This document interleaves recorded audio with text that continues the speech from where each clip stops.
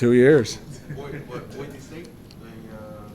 Yeah, last time was in Vegas. I think it was, 2019. 2019, Yeah. I mean, it's always like the moment of truth about how you respond, the environment and all that, and you seem to have no trouble. Do you just feel comfortable for you? Yeah, it was the biggest thing was the anticipation part of it.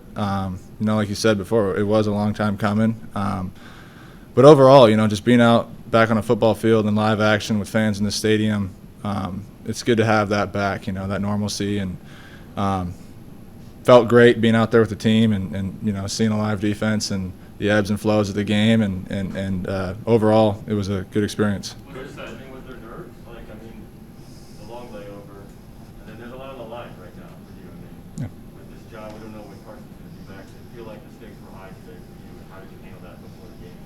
Yeah, I mean, I think there's always good nerves. I think every athlete has a sense of nerves before, whether it's before a game or in a quarterback situation or any athlete really. So, I just tried to keep the main thing, keep my focus small. I have a job to do, and I got good players around me. My job is to get them the ball, and I just keep it as simple as that, and take it one play at a time, and go that route.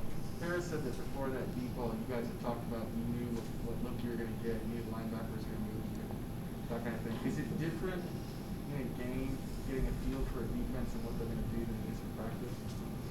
Yeah, I think there is some difference in games and practice. I think this is my first experience out there, obviously, in a game today. It just felt, not that it was slower or faster by any means, it just felt like there was a clear image. There was a lot less clutter. You don't have the coaches behind you, the defensive coordinators behind them. There's a lot less of that out there, and it's just 11 on 11, So, yeah, Paris got the right look there. He ran an incredible route, O-line protected, and, after that it was just pitch and catch. So that one fired me up. It's good to make big plays like that, gets the offensive going, and fired me up. Talk about that clearer image. How did that clearer image help you on that 2-minute drive? No, I was talking more in terms of just the game being a clear image, than in terms of the game compared to practice.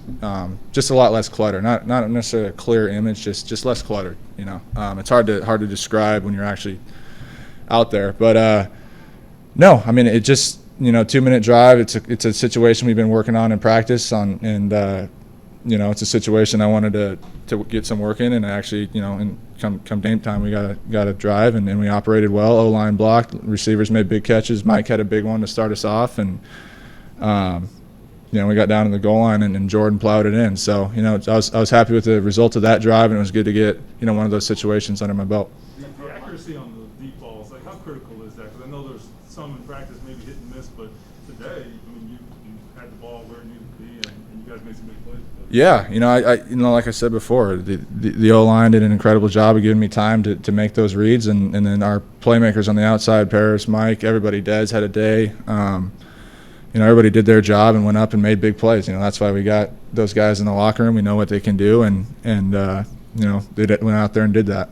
That throw to Mike that you mentioned, the jump ball, what kind of goes through your head? Because there's not a ton of separation, but obviously a guy his size can go get the ball. So what are you kind of thinking when you're about to throw that back?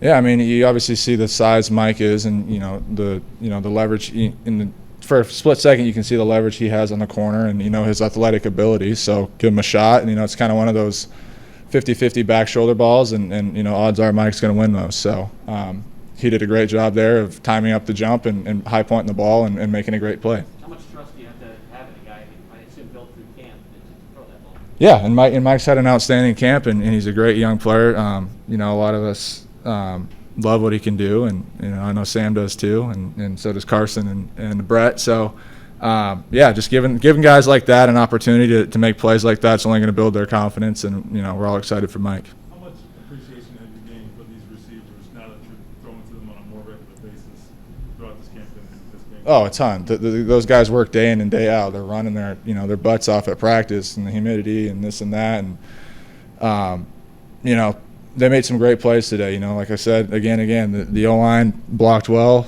gave me time to make my reads, and the receivers went out and balled out and made great plays. So I know Coach Groh has been on those dudes all camp long, and they went out there and put on a show today. So I'm super fortunate to have guys like that to throw to, and it's a great room. I'm not sure if you've had a chance to breathe a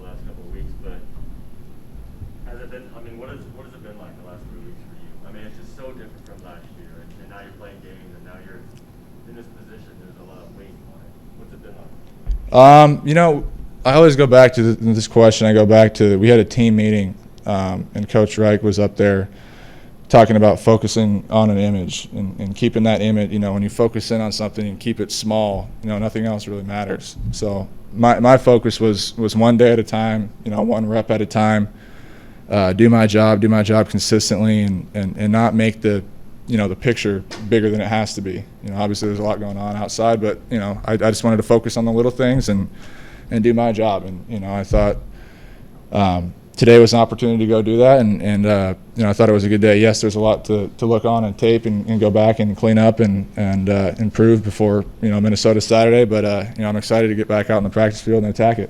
Kind of following up with what Jack was talking about, is it a little bit more loose in the situation? I mean, when you get to a game, at least it's familiar. You're just going to play football, something you've done before. Everything else is maybe a little more foreign. Today was a little more comfortable environment.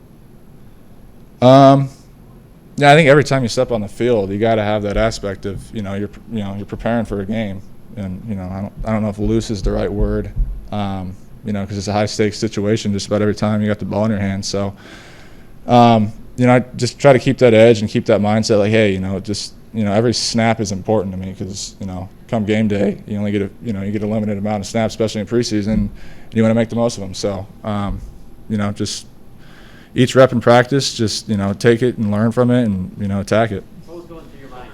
Frank said quarter and a half, and then he said he just didn't really have the heart to want to take you out, especially for the 2 minutes. Were you worried that he might take you out before that moment?